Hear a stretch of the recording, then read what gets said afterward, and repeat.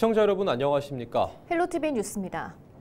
박주민 의원 등 더불어민주당 소속 의원들이 25일 기자회견을 열고 오세훈 서울시장을 향해 멈춰있는 서부선 사업에 대해 대안을 마련하라고 촉구했습니다. 더불어민주당은 오세훈 시장의 무관심과 소극적 대응이 서부선 경전철 사업 지연을 초래했다고 비판했습니다. 그동안 이 사업을 진행시킬 수 있었던 여러 계기와 경우가 있었습니다. 그러나 오세훈 서울시장의 무관심, 태만함 때문에 그러한 계기들을 살리지 못했고 지금 이 상황에 이르게 됐습니다. 의원들은 또 대중교통으로서 역할도 못하고 안전 논란까지 있는 한강버스에는 1,500억 원이 넘는 예산을 투입하면서 정작 은평, 서대문, 영등포 등 서울 서북 서남권의 철도 인프라에는 관심을 두지 않고 있다고 지적했습니다. 더불어민주당 의원들은 이번 기자회견이 최후 통첩이라며 이번 주까지 서울시의 답변이 없으면 국토부 등 정부 부처와 직접 논의해 당 차원의 서부선 완성 로드맵을 제시하겠다고 밝혔습니다. 지난 21일 발생한 양천구 신월동 아파트 화재 발화자로 지목된 76살 A씨에 대해 법원이 구속영장을 기각했습니다. 서울 남부지법은 중실화 혐의를 받는 아파트 관계인 A씨에 대해 도망이나 증거인멸 가능성이 있다고 보기 어렵다며 구속영장을 기각했습니다. A씨는 지난 21일 새벽 5시 30분경 양천구 신월동 아파트 1층에 있는 파지 수거장에서 중대한 과실로 불을 낸 혐의를 받고 있습니다. 이 불로 주민 50여 명이 연기를 마셔 인근 병원으로 이송됐고 주차돼 있던 차량 18대가 모두 불에 탔습니다.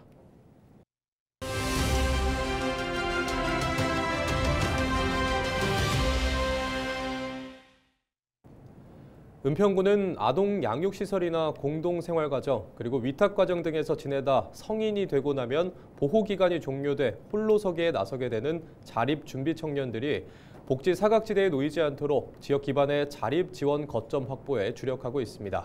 상담과 커뮤니티 기능을 담당하는 자립준비 청년청, 혼자 살아보는 연습을 할 수 있는 자립준비 청년주택에 이어 지난 17일 문을 연 자립준비 청년 카페가 대표적인데요. 김미경 은평구청장을 만나 자립준비 청년 지원 정책과 새로운 거점 공간의 의미를 들어봤습니다. 네, 자립준비 청년들의 사회 진출 플랫폼이라고 말씀드릴 수 있을 것 같아요. 아시다시피 자립준비 청년들이 본인들이 혼자 사는 연습을 하고 나온 것도 아니고 본인들이 일자리를 가지고 나온 것도 아니고 이렇게 18살 돼서 어른이 돼서 나와서 본인들이 사회에 살아가는데 정말 그 사회인으로서 온전하게 살아갈 수 있게끔 그런 자립준비 청년들의 사회 진출 플랫폼이라고 말씀드릴 수 있을 것 같습니다. 제일 중요한 거는 이 친구들이 자립준비 청년청에서 여러 직무 교육부터 해서 많은 것들을 배우게 되고 그리고 저희가 혼자 사는 연습을 또 시키는 거잖아요.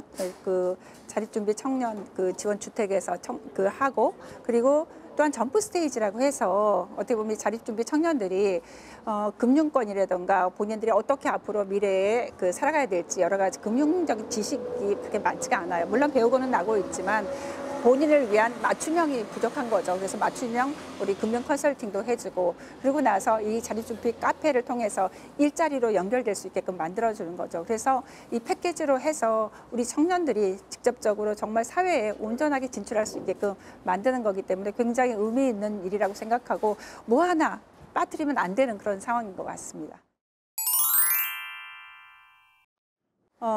또 보람 있었던 거는 본인들도 굉장히 힘들게 자랐지만 은플런서라고 해서 이 친구들이 봉사단체를 스스로가 만들었어요. 그러니까 대한민국에서 자립준비 청년들이 만드는 봉사단체는 이게 최초이고 아마 앞으로도 있을지는 잘 모르겠어요. 본인들이 사회에서 받은 만큼 환원하려고 하는 노력들 그런 것들이 너무 보람 있고 또 너무 뿌듯하고 또 이 정말 밝은 우리 사회인으로서 또 우리 은평 구민으로서 너무 잘 자라고 있어서 너무 감사하다 이렇게 생각을 합니다. 이 친구들이 저하고 같이 있으면서 이제는 자연스럽게 엄마라고 하고 또 가족여행이라든가 가족 사진을 찍는 과정에서 엄마라는 개념을 생각을 하게 된 것 같아요. 그리고 이 친구들이 구청에 와서 그 어버이 은혜 연주해 줄 때 우리 직원들이 다 울었어요. 그리고 취임 3주년에 본인들이 저하고 3년 동안 보낸 영상을 만들어서 저희한테 보내줬는데 저 그거 볼 때마다 지금 울컥하고 있는데요. 이 친구들하고 보낸 시간들이 그 아이들에게는 큰 힘이 될 거라고 생각하고 또 그 아이들 스스로도 저에게 정말 그렇게 잘 자라주니까 저는 이 정책을 하는 사람의 입장에서도 굉장히 보람도 있고 또 의미도 있는 거라고 생각합니다.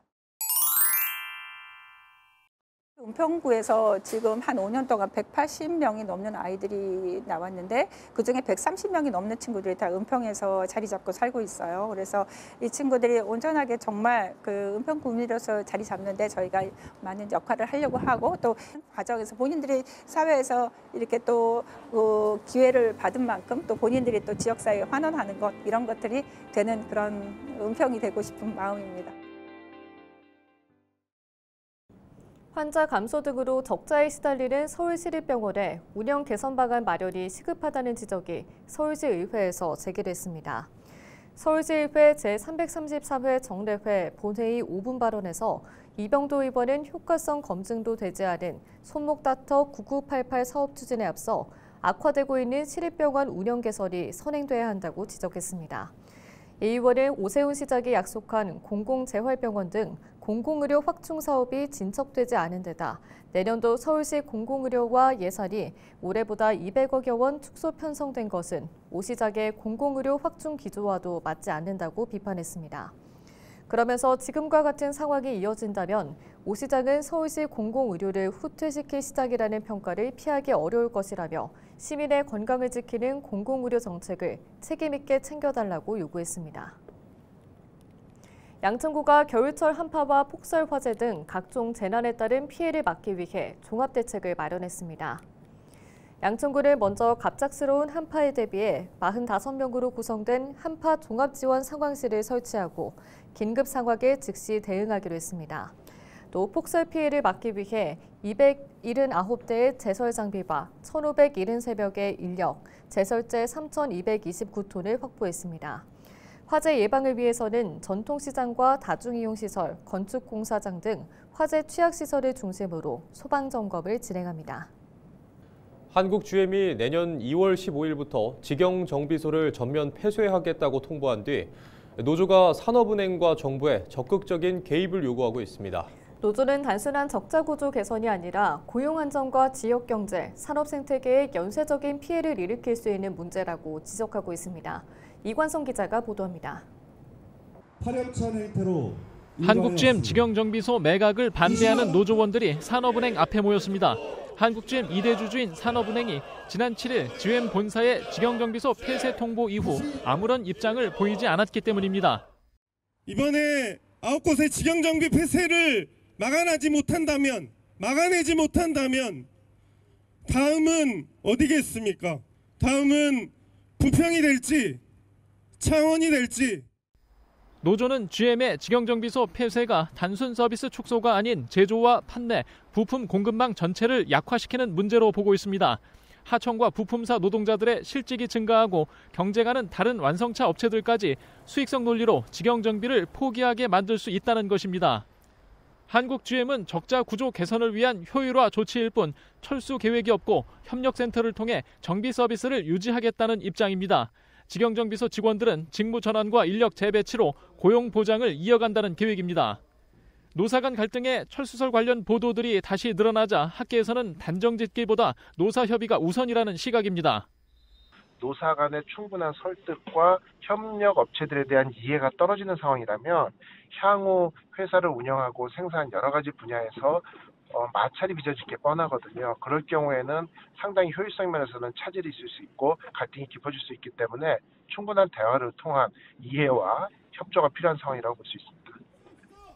노조는 2018년 한국GM에 8,100억 원의 공적 자금을 투입해 2대 주주가 된 산업은행이 적극 개입해 감독자 역할을 해야 한다고 요구했습니다. 산업은행은 아직 공식 입장이 없는 상황입니다. 지난 2018년 제대로 대응했더라면 우리가 좀 더 이런 상황을 견제할 수 있는 견제장치를 잘 만들었다라면 노조는 지난 21일 대통령실에도 서한문을 보내 직영정비 폐쇄는 철수를 위한 포석이라며 진행을 막아달라고 호소했습니다. 헬로티비 뉴스 이관서입니다. 지난달 서울 지역 원룸의 평균 월세는 70만 원, 전세 보증금은 2억 1천만 원으로 나타났습니다. 부동산 정보 플랫폼 다박이 국토교통부 실거래가 공개 시스템을 분석한 결과 10월 거래된 서울 지역 원룸의 평균 월세는 보증금 1천만 원 기준 70만 원으로 조사됐습니다. 또 전세 보증금은 평균 2억 1,457만 원으로 나타났습니다. 자치구별로는 서울 평균 월세 대비 강남구는 1.3배 높았으며 서초와 영등포구, 금천구 순으로 서울 평균보다 높았습니다. 전세금은 서초구가 서울 평균 대비 1.3배 높았으며 강남구와 동작구, 마포구와 용산구 순으로 서울 평균을 웃돌았습니다. 인천시가 내년 하반기부터 75세 이상 노인을 대상으로 시내버스 요금을 전면 무료화합니다. 시는 이런 내용을 골자로 하는 아이 실버 패스를 내년 7월 시행할 계획이라고 밝혔습니다. 아이 실버 패스는 기존 지하철 무임 카드인 시니어 프리패스를 아이 실버 패스로 변경해 카드 한 장으로 시내버스와 지하철을 모두 무료로 이용하는 방식입니다. 대상은 75세 이상 노인 22만 명으로 연간 170억 원가량의 예산이 소요될 것으로 추산되고 있습니다. 시는 다음 달 조례제정과 사회보장제도 협의를 추진하고 내년 상반기 시스템 구축과 교통카드 제작을 진행할 예정입니다. 경기도가 올해 처음 시행한 분만 취약지 임산부 교통비 지원에 6개월 동안 3천 명 가까이 신청한 것으로 집계됐습니다. 경기도는 접수가 시작된 지난 4월부터 10월까지 연천과 포천, 가평 등 6개 분만 취약 지역에서 당초 예상보다 많은 2,838명이 바우처 지원을 받았다고 밝혔습니다. 실제로 새벽 응급 상황에서 할증 택시비 부담 없이 병원을 찾을 수 있었다는 수혜자 사례도 있었습니다. 분만 취약지에서 6개월 이상 주민등록을 둔 임산부는 임신 3개월부터 출산 후 3개월 기간 내에 신청할 수 있으며 1인당 최대 100만 원이 지원됩니다. 경기도 내 직업계고 신입생 충원율이 92%로 집계됐습니다. 지난해보다 3% 상승한 수치로 90%를 넘은 건 10년 만입니다. 특히 한국모빌리티고와 경기항공고는 각각 1.3대 1, 1.5대 1 경쟁률을 보였습니다. 도교육청은 특성화고 10곳을 운영하며 실무 중심 교육과정으로 개편하고 신산업과 신기술 기반의 학과로 재구조화한 점이 신입생 충원 상승에 영향을 준 것으로 분석하고 있습니다. 서울시 교육청이 26일 교육공간에 대한 비전과 핵심 정책을 교육 공동체와 함께 공유하는 서울 미래교육 공간혁신 비전을 선포합니다. 서울시 교육청은 1960년대 학생 수 급증기에 맞춰 획일적인 건물이 대량 공급됐고 상당수는 40년 이상 노후화됐다고 밝혔습니다. 이에 따라 학교 공간의 새로운 전환기를 만들기 위해 3대 핵심 전략과 11개 세부 사업이 포함된 혁신 비전을 선포하게 됐다고 설명했습니다. 3대 핵심 전략은 소통 협력을 통해 배우는 학생 중심 교실 조성, 교육 공동체와 함께하는 지속 가능한 학교 건물 구축, 도심 속 학교의 초록 생태 공간 조성입니다. 또 AI 플레이 스튜디오, 학교 간의 숲길, 더 안전한 학교 등 11개 세부 사업을 시행합니다. 2025년 하반기 경기 살리기 통큰 세일이 오늘 30일까지 진행됩니다. 경기도는 전통시장과 골목상권을 살리기 위해 행사를 기획했는데요. 행사에는 경기 지역 429개 상권이 참여하며 지역 화폐로 결제 시 건당 최대 20%, 하루 최대 3만 원까지 환급받을 수 있습니다. 지급된 환급금은 오는 12월 31일까지 사용할 수 있는데요. 공공배달의 8인 행사도 동시에 진행됩니다. 현행 교원지휘법이 담고 있는 교원지휘 향상과 교육활동 보호 기능을 분리 입법해야 한다는 목소리가 나오고 있습니다. 경기도 교육청은 25일 교원지휘법 분리 입법화를 위한 최종 연구보고회를 열고 교육활동 보호에 관한 법률 제정 시안을 공개했습니다. 이상으로 뉴스를 마칩니다. 시청해주신 여러분 고맙습니다.